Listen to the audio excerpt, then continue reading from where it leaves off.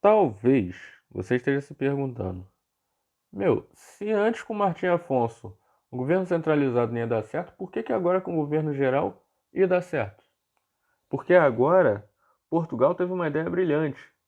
Só vamos ter um governador geral, porém ele não vai cuidar de tudo sozinho, como a gente tentou com Martim Afonso. Agora ele vai ter auxiliares. O governador geral, então, ele tinha três auxiliares. O primeiro deles era o chamado ouvidor-mor. Esse cara era responsável por todo assunto jurídico da colônia. O outro era o provedor-mor. O provedor ele era responsável pelos assuntos financeiros e administrativos da colônia.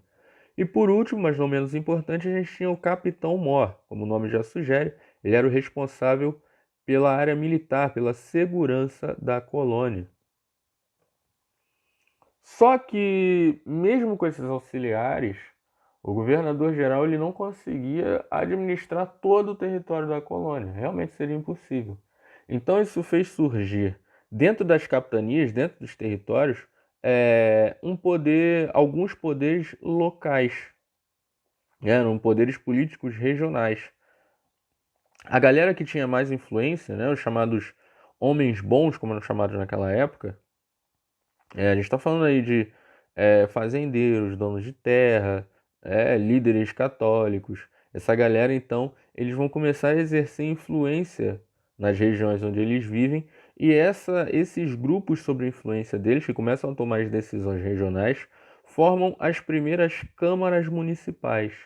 As câmaras municipais, então, são o órgão público mais antigo do Brasil e vai surgir dentro desse poder local, que vai ser uma consequência da incapacidade do governo geral de administrar toda a colônia sozinho. Aí, em 1553, termina o mandato de Tomé de Souza e quem assume é Duarte da Costa. Só que o governo dele vai ser um desastre total. Eu coloquei essa interrogação aí porque eu achei essa imagem na internet, mas foi a única imagem que eu encontrei dele na internet e eu não tenho, sinceramente, certeza se esse realmente era Duarte da Costa. Mas enfim, a cara dele não importa tanto. Ele foi escolhido porque ele era o donatário da capitania de Pernambuco e, como eu falei, Pernambuco foi a única capitania que prosperou a longo prazo. Então o governo entendeu que ele era capacitado para administrar a colônia toda. Só que esse imbecil, ele tinha um problema que ele entrava em conflito com os jesuítas quase que o tempo todo. Por que esse conflito? Porque os jesuítas eles vêm para cá para evangelizar os índios. Então eles não queriam, eles eram contra a, a prática de tentar escravizar esses índios. Já o Duarte da Costa não, ele queria porque queria escravizar os índios, mesmo a coroa já tendo proibido. Então isso vai fazer com que ele e os jesuítas tenham conflitos o tempo todo. Mesmo com esses conflitos, é no governo dele que em 1554 os jesuítas eles vão fundar o Colégio São Paulo, e é esse Colégio São Paulo que dá origem à cidade de São Paulo. Eles fundam o colégio e surge um vilarejo em volta do colégio, na região do colégio, e dali surge a cidade de São Paulo. E um outro destaque também do governo de Duarte da Costa é que no governo dele, em 1555, ocorre a primeira invasão francesa na Baía de Guanabara. Ele não consegue evitar que os franceses invadam e os franceses eles instalam uma pequena colônia no Rio de Janeiro. Essa invasão francesa ela vai acontecer no seguinte contexto.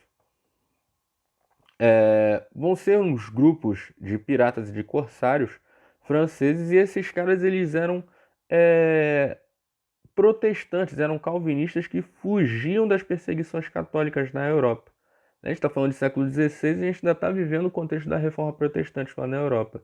E os católicos perseguiam muitos protestantes. Então, esses protestantes franceses eles fugiam de lá para cá. Quando eles chegam aqui no Brasil, eles fundam uma colônia na Baía de Guanabara que eles chamaram de França Antártica. E o objetivo deles ali era explorar pau-brasil.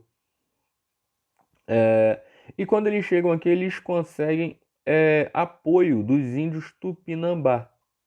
Por que eles conseguem esse apoio? Porque os Tupinambá eles já estavam se organizando para lutar contra os portugueses.